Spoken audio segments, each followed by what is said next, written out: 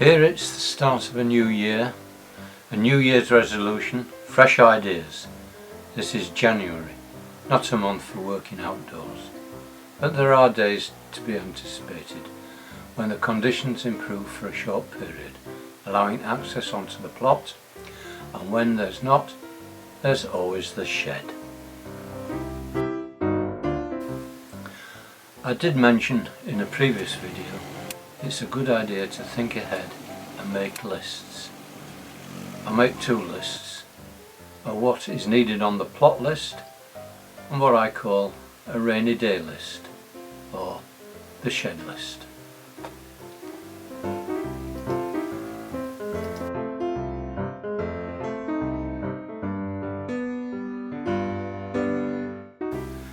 Thinking ahead, crystal ball gazing, planning. It is essential, must be done, for every project, no matter what it is, a wedding, holiday, managing an allotment. Someone, somewhere has to have a vision. Key dates have to be met. In ancient times it was the Druid. There was no written calendar. The Druids studied the heavens. They knew when the solstices occurred, when the day reached equal light and dark. As this year had been the 23rd of December, everyone congregated at a holy place and celebrated that days are now going to get longer. At the end of the celebrations, the Druids would say, "I want you back in 12 days' time. I want to know your plans for next season's crops, and don't forget, bring a sample of the seed you have saved from last year's harvest. We will check it and say a prayer over it, ensuring its success," which they kept and used for their own purposes. It is no surprise that the Christian tradition has assimilated these agrarian roots. Christmas in the UK is celebrated on the 25th of December, and 12 days later is the first Sunday of Epiphany, which in the Book of Common Prayer is also called Plough Sunday, with prayers for when work is scarce in winter, with an observance of looking forward to the time of sowing, with the promise of a harvest, with a blessing of the seed. This helped the vicar calculate his anticipated tithe, which in our village would have been sent to St Pancras Abbey, till Henry VIII put a stop to it. So that is what we all should be doing now, looking forward to the next season, going through seed catalogues and selecting key dates for planting. Ones I use are St Patrick's Day for first and second earlies, Good Friday for main crop potatoes, and kicking myself for missing planting autumn sown broad beans. 3 plots down the line, a fellow plot holder sold his on bonfire night, and they are looking fine.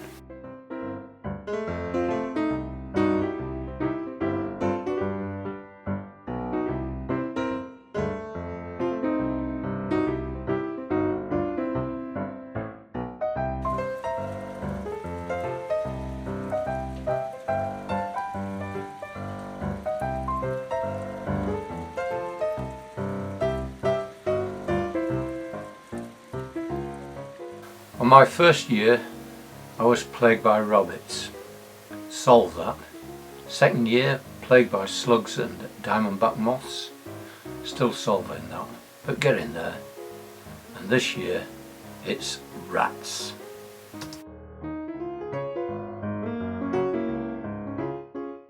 My videos are a diary of what happens on my plot, not how I do it. I'm not a gardening expert, just an enthusiastic amateur.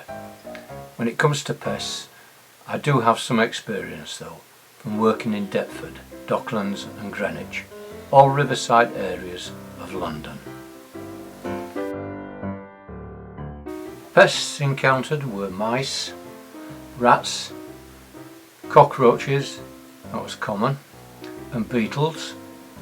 I would be the first point of call because using the council's pest control does incur charges, and where possible these had to be recovered. All this was done in partnership with the Council's Pest Control Services. Wild rats are certainly part of nature.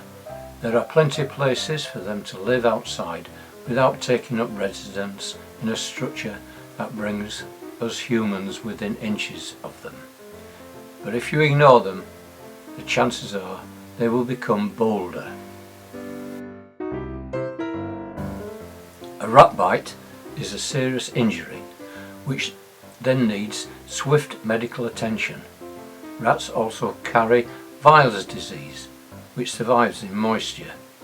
It's always wise to take care, and if you have rats in your compost, you should certainly always ensure all cuts are covered and wear gloves while handling the compost. If rats reside in your compost bin, to a rat, a compost bin is a warm, sheltered home with a good supply of food. And why not? The compost should only be used for vegetables which are to be cooked, not salad crops.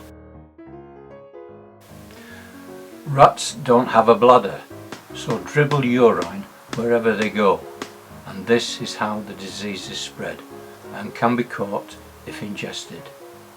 So if you have a compost bin, it's recommended that you have a minimum of 2 bins. 3 is desirable, so that you can turn the compost frequently. This not only disturbs the rats, which they hate, but does provide good compost. Use a solid sided bin. If you have a wooden open slatted bin, then it's best to use it only with garden waste. They love potatoes, so no peelings. Fix wire mesh in the base. Rats can squeeze through the gaps of 15 mm, just over ½ inch, so the holes in the mesh need to be smaller than this. It also needs to be heavy duty. Chicken wire isn't thick enough, as rodents' teeth are sharp. Use 13mm by 13mm light welded mesh. I did manage to average the 2 hours a day, though I have to say some days the ground was too wet and claggy, sticking to the boots, but with the unscheduled arrival of power linesmen did focus the mind, especially with the bad weather being forecast. Mornings were generally frosty, which cleared by lunchtime, causing the sticky ground condition. The cost of the drill was £9.45, a third of the normal price of an air drill. In American money, that's $11.6. It comes in a handy case in which includes a set of drill bits, a set of driver bits and an oil bottle. So the cheapest set of drills I could find was $7.99.